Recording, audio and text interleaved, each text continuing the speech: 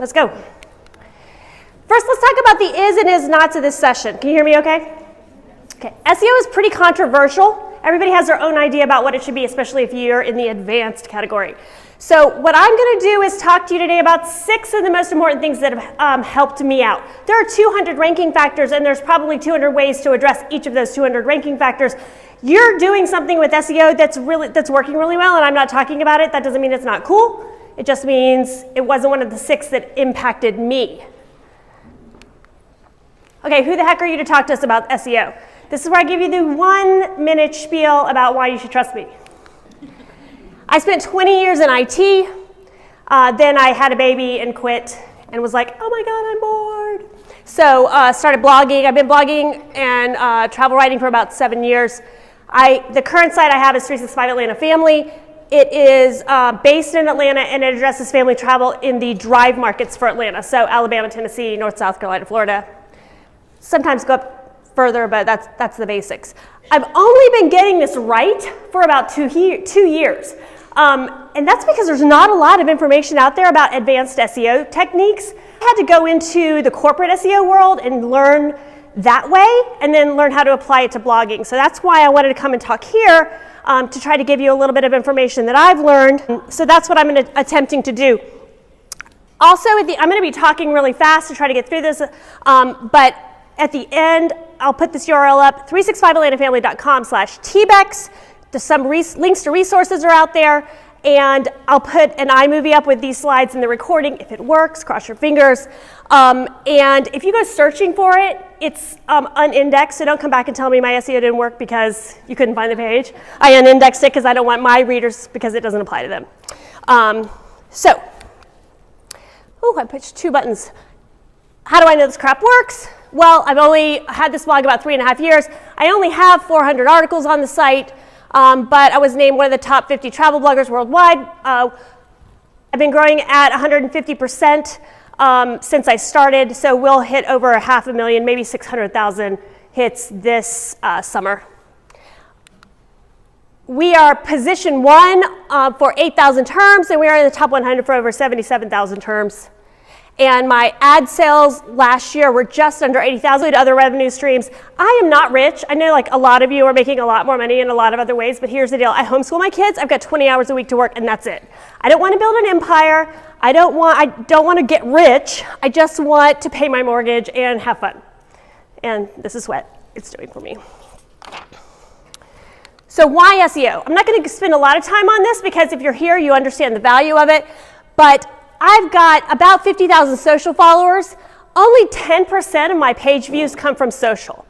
I have grown over the last year, I put some money behind Facebook ads. I went from about 5,000 followers on Facebook to 21,000 right now, I think.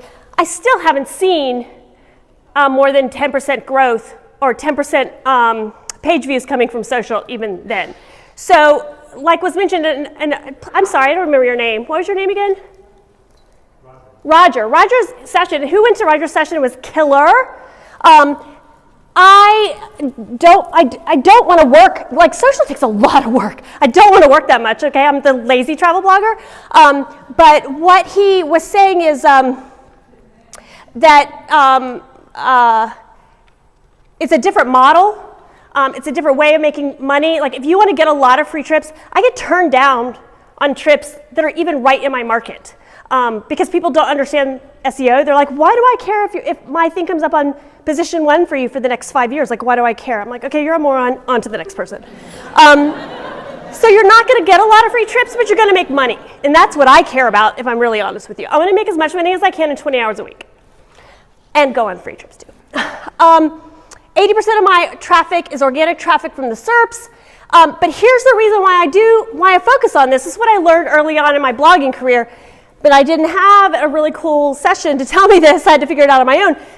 CoSchedule says the lifespan of a Facebook post is 30 minutes. YouTube's only 7 hours. All the other social models are in between there. So if you share your post on Facebook and it does really well, you get some hits on that, and then it's over. It's over, unless it maybe goes viral or somebody big shares it. Or you do, I have Meet Edgar, so like every quarter I get a little bump on those articles again. But my #1 post has about 1,000 hits a day. It's been that way. I started my blog in November. I wrote it in February. It's been like that for about 3 years now. I get daily engagement on it, but here's the key. Those people coming to that post are not cold buyers. They are warm. They are ripe for buying something on the topic that's on your site. So if you're writing about something that's, let's say it's even free and you've got an ebook that applies to that, you can sell the ebook. You can sell your affiliate link. These are warm buyers. So there's other means of making money outside of just the ad revenue. 6 strategies that change everything. Keyword volume and silo structures are the first things we're going to talk about. These are about finding a phrase or we shouldn't say phrase. We're not going to talk about phrases. We're going to talk about specific keywords. We're going to talk about topics. The next thing we're talking about is on-page SEO. There's 1,000 things on on-page SEO that we could talk about. I'm going to tell you about LSIs, latent semantic indexing. We'll talk about what that means. Delete and repeat. And then finally, building trust. That's backlinks and how to increase your click-through rate. Because you could show up on position 1 of Google, but if nobody's clicking through, it doesn't do you any good. Okay, so let's talk with keyword volume first. My goal, I think I've said it before, is to work smarter and not harder. A lot of people will say, well, I don't do SEO because I want to write about what I'm passionate about, and it feels fake to me because people don't really want to know what's coming from a robot, like from a computer. And I'm like, no. SEO is a supply and demand model. Okay, so if you have 5 of your girlfriends who come and stand in front of you and they're like, hey, you just went to Ireland, like what was that like? And then somebody goes, where did you stay in Ireland? Another person comes and says, hey, what were the beaches like? Was there any sand beaches there? It was all rock beaches? And somebody else is like, what's the best time of year to go to Ireland? Are you going to be like, let me tell you guys about Germany? You're going to tell them about Ireland. You're going to answer all their questions. SEO is just, or one of the components of SEO is just learning what people are asking about and answering the darn question in a way that's important to them. So social media is about inspiring people. It's about getting people, getting something new in front of people for them to be excited about. And, oh, I didn't know about that. That's great. And that's really cool. But you know what? That lasts like that. What SEO is about is not creating demand, but supplying demand. Okay, it's not starting from scratch. It's addressing what's already there. Okay, so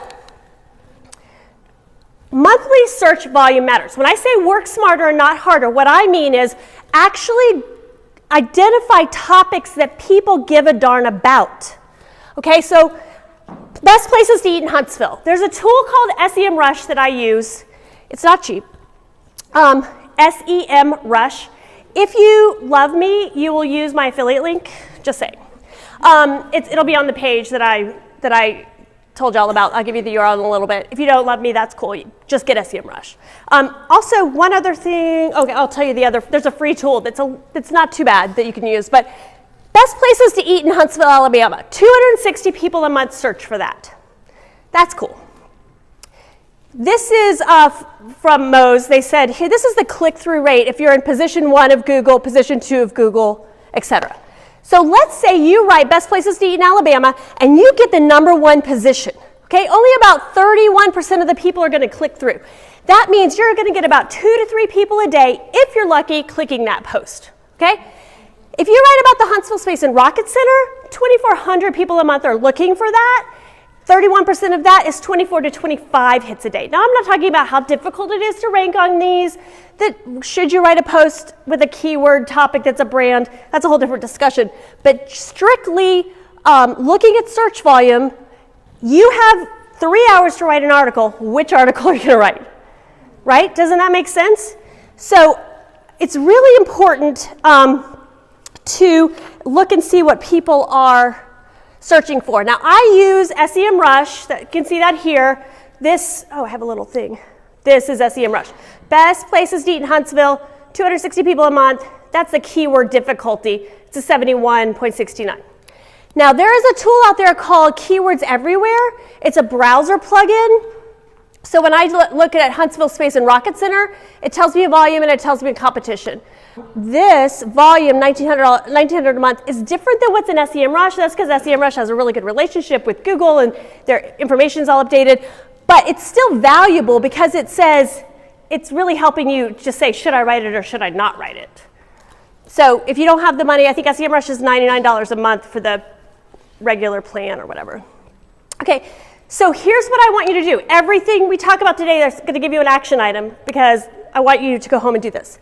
Invest in a tool, either invest in the time to download the free one or buy SEMrush with my affiliate link. And then when you do a post, check on the topic. Now you're going to have to check different permutations because places to eat in Huntsville, Alabama might be different than places to eat in Alabama, might be different to best restaurants in Alabama.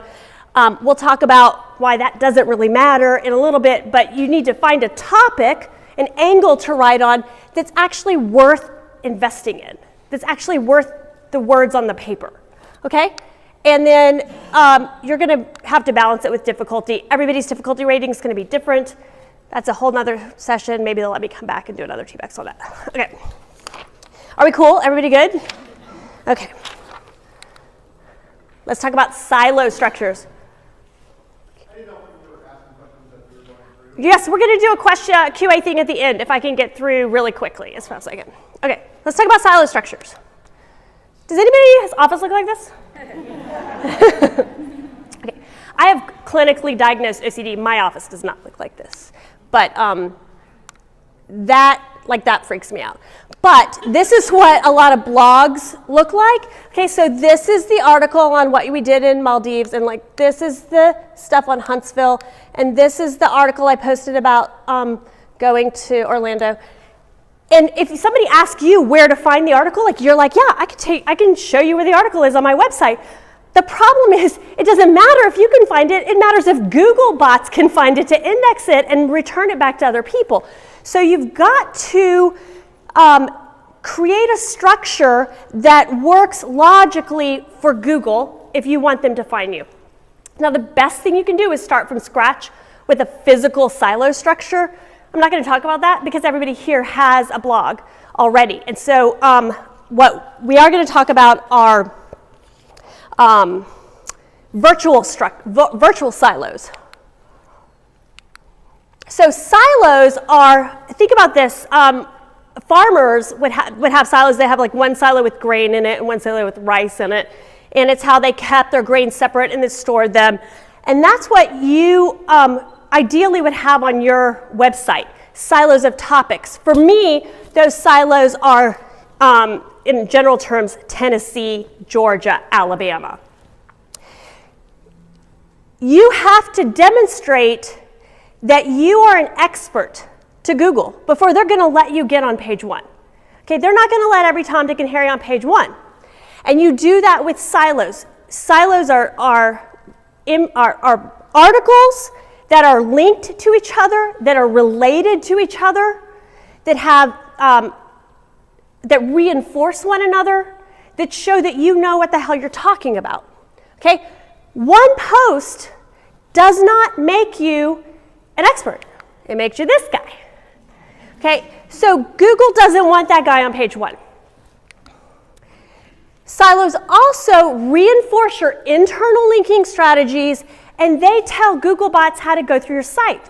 So Google doesn't go to your site and go, oh, look at all these pages. Google goes to a page, and they index it, and they see a link to another page. So they go to that page, and they index it, and they see a link to another page, and they go to that, and they index it, and they know where they've gone, and they know where they're coming, and they know if they're related.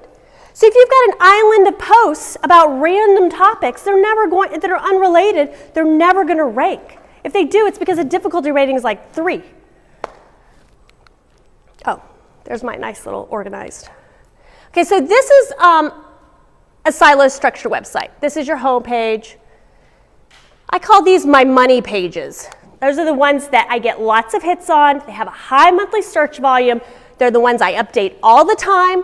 I make sure that they look good, that the pictures are clear, that the information's correct. And then these are support pages. Now, this support page, we're going to talk about if you're like, I don't know what the hell she's talking about. I have a couple more slides with genuine examples. But this is another money page. So that money page needs support pages. That's another money page. It needs support pages. When you're building these structures, I link up and down. All the experts say link up only. I link up and down, and it seems to be working for me. But you don't link across silos, because then Google's like, what does that have to do with that?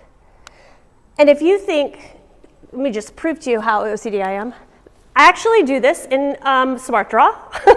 So this is every time I write a new post, I update my SmartDraw. This is my big North Carolina post that is on page 1 that goes to my homepage. Then I've got Bryson City, Charlotte. Charlotte was really hard to rank on, so I have all these support pages. North Carolina snow posts were hard to rank on, so was Beach Mountain, which seems to be the most popular for families, so I have multiple support pages there. And these were worth writing support pages for, because these are money pages. So these might never even bring me traffic, or traffic that's not even worthy of my time in writing them. Remember, my agenda is 20 hours a week.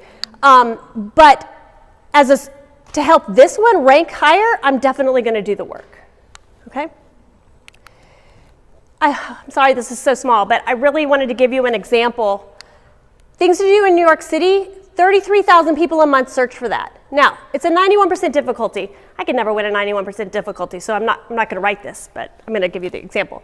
Now, that's really hard. So I'm going to have 4, the experts say, 5 posts shows expertise to Google, 1 money post, and 4 supporting posts. If after, for me, 4 months I don't see movement on that money post, then I add 2 more supporting posts until I see movement. But I've got free things to do here in New York City. So this, if I write this post, it's linked over here to this post, and it's got a 2,400, the 60, or is that 83? My glasses aren't working. 83% difficulty. So I'm going to have 4 supporting posts there. So free things to do, then I'm going to have top museums and tips for exploring Central Park, because it's free. If I write best pizzas for best restaurants, see, I can still have money pages linking to other money pages, but at the end you still need the supporting article. You can have 4 money pages linking to one and not have any supporting, but you probably won't rank as high on those unless you've got dozens and dozens. Okay, are you still with me? Anybody asleep? Just checking my notes here. So action item number 2. Take your existing posts and identify your money pages. So look at SEMrush is the tool I use for that. I love SEMrush. You can go through and see which pages are ranking highest, which ones have the highest search volume, which ones have really low search volume. Even if they have low search volume now, there might be potential for higher search volume in the future. Identify them, and then make a decision. Okay, do you have 4 supporting pages already and you can just link them appropriately, or do you need to create 4 supporting pages for them? And then if you don't have the supporting pages, you need to write them. If you have island posts, like if you have, mine's 365 Atlanta Family, we do the Southeast. I do have a random post over here about Colorado. What do I do with that? So you know what? I started building an entire silo structure about going out west from the East Coast. So you've got to make a decision about what you're going to do with your island posts. For your new blog posts, evaluate the keywords for the topic that you've selected. Hopefully y'all are going to have some post about Huntsville, right? Go and look at the words on Huntsville. Go look at Family Space Camp. Go look at the free things to do in Huntsville. Go look at the art scene. Look at all those keywords and see which ones have a keyword search volume that works for you. Then write 4 supporting pages for it, and make sure you're just not duplicating content or intention across those supporting pages. They have to be distinct topics, distinctly different, but a relationship somehow. How many keywords do you need, or what's the difficulty rating and monthly search volume that you can win? I don't know. What I do is I look at what I'm winning every quarter. I reevaluate. So I know now I can win a topic. If I've got a silo structure already built, I can win a topic that's an 83% difficulty. I'm hoping in 3 months, 6 months, I can win 84% difficulty and then 85% difficulty. For you, it might be 800 words or 800 people a month searching for it and a 71% difficulty. That might be like the bomb for you. That's okay. You've got to start where you are. And then once you've got those pages on, or those posts on page 1, then graduate to the next level and move, keep moving up. LSIs. I hope I'm not going too fast. This is why I wanted to record it. Oh, let's check and make sure it's actually still recording. Still recording, yay. Now we just gotta hope it works. Who's heard about Hummingbird? Who's sick of hearing about Hummingbird? Hummingbird is I'll go back. Hummingbird is a update that Google put out that really killed a lot of blogs because it was looking at the intention of the keywords that were being. I'm not saying this right. Hold on. It was looking at the blogs that were winning on page 1 for a keyword, and it recognized that the intention of the article, what the article was, the question being answered by that article, wasn't really the question that people were seeking out when they typed that term in. And then they said, well, why would we keep it on page 1? So they either dropped it altogether or pushed it down. They know this by a number of factors, one of which is, are people clicking through on that article? When they click through, are they staying on that article and looking at it? Are they scrolling down? They have all these factors they can read to determine whether someone deserves to be on page 1 or not. And it was really, this release really was about intention. It also introduced a new technology that helped, it's AI, that helped Google understand what you mean when you type something in. That when you type in Nashville, you also mean Nashville, Tennessee, usually. There's other Nashvilles, but people usually mean Nashville, Tennessee, so they'll return those results back at the same time. For example, if you search hot dog, you're gonna find stuff about hot dogs that you eat. You're not gonna find out what to do when your dog is hot, okay? But it doesn't have to be that silly or an example for intention to really matter. And let me tell you about my failure story to explain that. I found this in SEMrush, cabin rentals in Georgia. 4,400 people a month search for it, 62% keyword difficulty. I was like, I'll write this and it'll be on page 1 tomorrow. Actually, what's worse is I actually paid somebody to write this article. Now, this is, I know it's hard to read, so bear with me. This is all of the page 1 result set for this term. And if you look down this list, you'll notice that there are no listicles about cabin rentals in Georgia. They're all cabin rental companies. They're all brands. Psh, I'm 365 Atlanta family. I'm going to win this. I did not pay attention to the intention Google applied to this term. I paid somebody $200 to write this article. It is still not ranking. I can win an 83. In Georgia, I can win an 87. I can't win 62. You know why? Because you can't fight Google. You can't fight Google. Okay, so if the intentions don't match, don't write it if you want to rank for it. Now, I'm not saying, a lot of people, Desiree, she's like, I don't care if anybody ever reads it. I want to get my heart down on paper. Girl, go. If you want to work 20 hours a week and make a couple $100,000 a year, you can do that. Okay?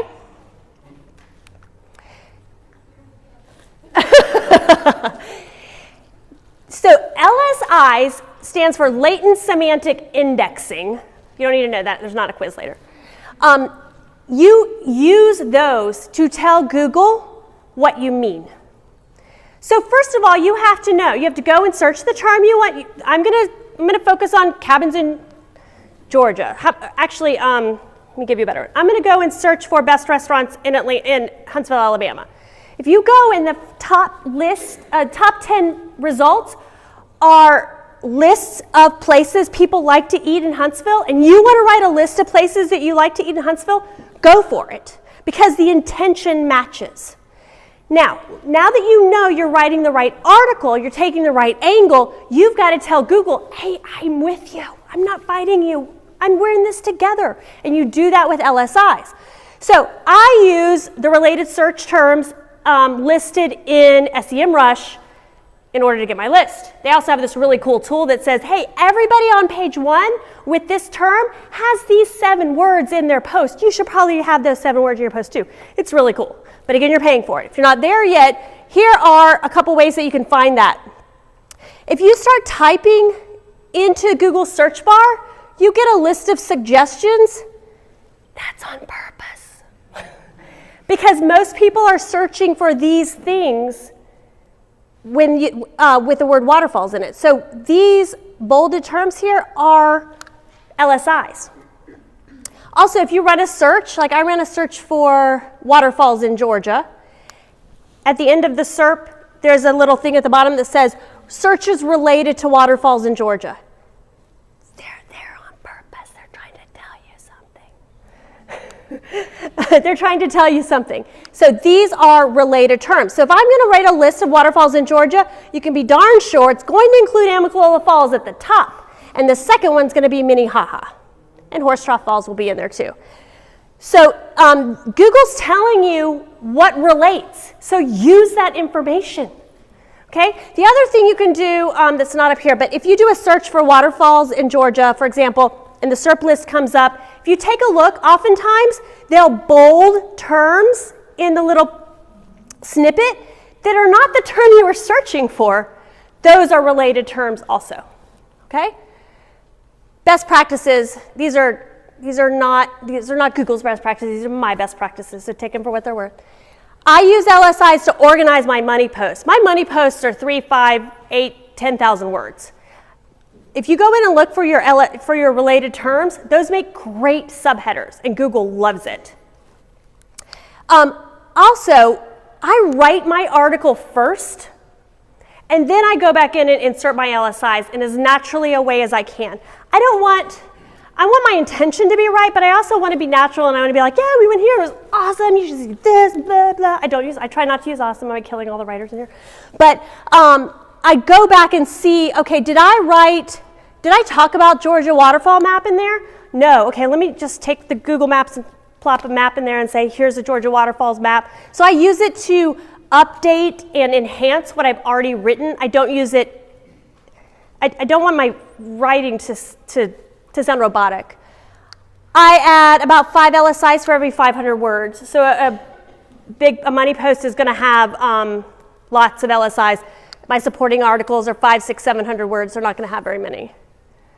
And then for anchor text, if you're doing, I use a lot of anchor text because I have such long articles. I put anchor text at the top so people can click to the section they want to. Header tags, etc. You're going to use LSIs for that. Here's what to do. Item number 3, we're halfway through. On your existing posts, check your page 1 results so take a post.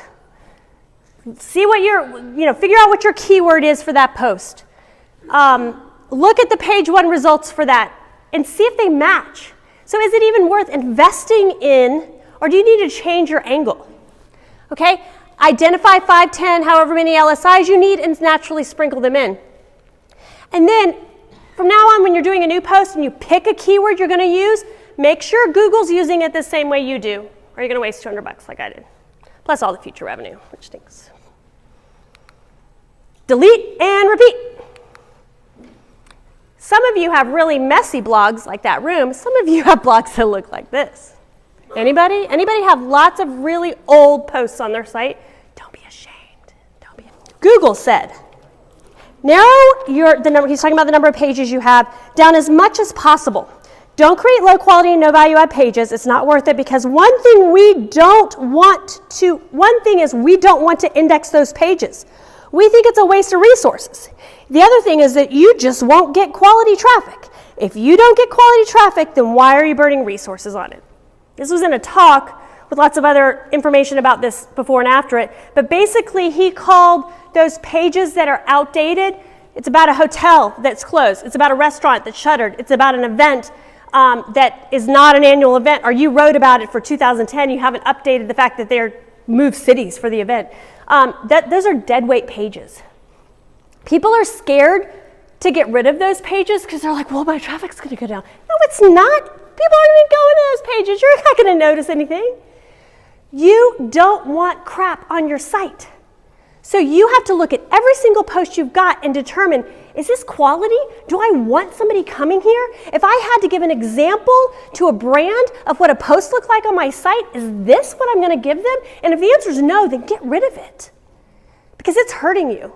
I delete pages all the time. If it's about an event and the event's over, and well, actually what it's come down to now is I don't even write stuff that's going to be old later because I'm tired of, because deleting seeks into my 20 hours a week. But you want quality pages. I have, like I said, 400 articles on my site. When I first started blogging, somebody was like, you just got to create content. You just got to create content. And that's the approach I took, and it was nothing. Oh, I got 10 minutes and I got 3 to go through. I'm not going to give you the story. I'm going to tell you about what to do. Delete, when I say get rid of, I don't mean like delete it permanently from forever. What I mean is take action on it, like make sure Google isn't looking at it. If you don't know what to do with it, just unpublish it. You don't delete it because you might need that later. Maybe it's a support article, maybe it's part of a money page later. You can also redirect it to another post that's more relevant. I have a couple posts that do really well on social, but they don't. I have this post on Eric Carl that goes viral every time I post it on social, but it doesn't get any traffic. By the way, social sharing is not one of the ranking factors of Google, just so you know. So keep it because you don't want to lose that. It's great. People like it, obviously. Just unindex it so Google doesn't know that it's there. And then update it. You can update it, beef it up a little bit, and make it a silo support article. And then when I say repeat, here's what I mean. I go into, and we heard this earlier today, I go into every one of those 400 posts every year. And I make sure the links work. I make sure the content's updated. I make sure the picture doesn't look like it's from 1970. I make sure that people want to look at it, and that if a brand landed on that page, that they would be impressed with our site. Also, if it's a new article, I don't do anything the first year because it takes, sometimes if we do an Atlanta article, we have a presence in Atlanta, Google knows we're Atlanta experts, it could be a month or two and it's already position 1. Something else might take up to a year. So I don't do anything drastic for a year. So I leave it up there at least a year. For me, this is my rule of thumb.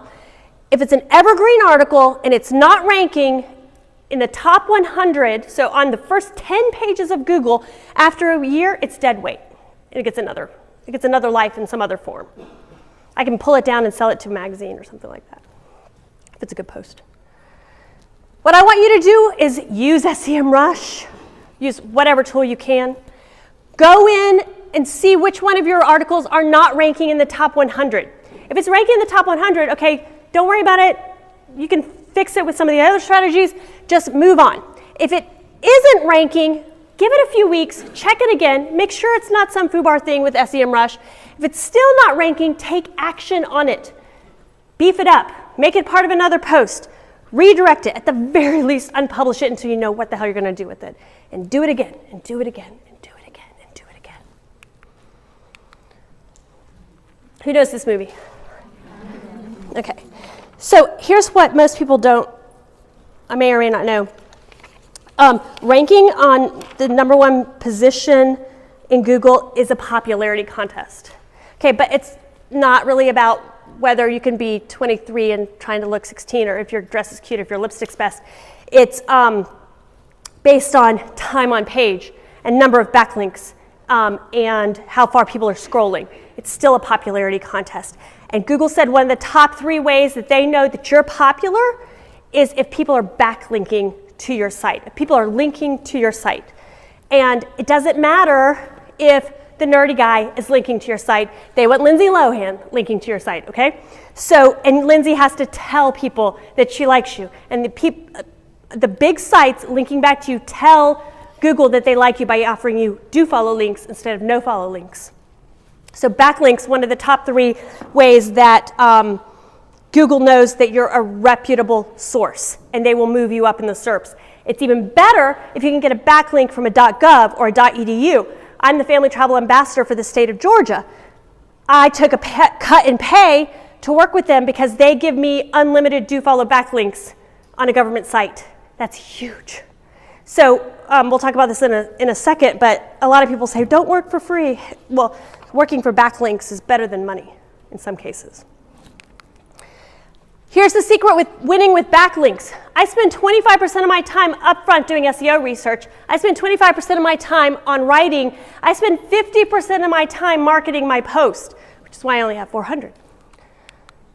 Oh, breaking news, putting your post in Meet Edgar does not count as marketing your post. You have to do more work than that. You have to let people know that it's out there, and you have to request that they backlink to you. So here's what I do. I ask it of anybody who doesn't provide it. A lot of people, because we're local, they're like, oh, 365 Atlanta Family has this list of blah, blah, blah, and here it is, and they'll link to my list, but and they'll do a no follow, or they won't even link to my list.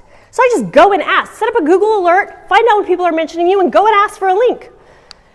I do lots of lists because that's what people want. I call all of those POIs, especially if it's an in-kind travel media exchange, and I say, can I have a backlink on your page?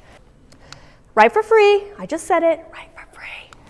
If I can get a backlink and I don't have to write a power page or a money page for somebody, then I will. I have 11 writers that write posts for me. I rarely do posts anymore. What I'm doing is writing for free in other places to promote their content. And then hit up the shoulder markets. I was talking to somebody at lunch, and I said, you know who gives me lots of backlinks? Realtors. Because I'm a local blog, and they want to tell people about why they should move to Atlanta.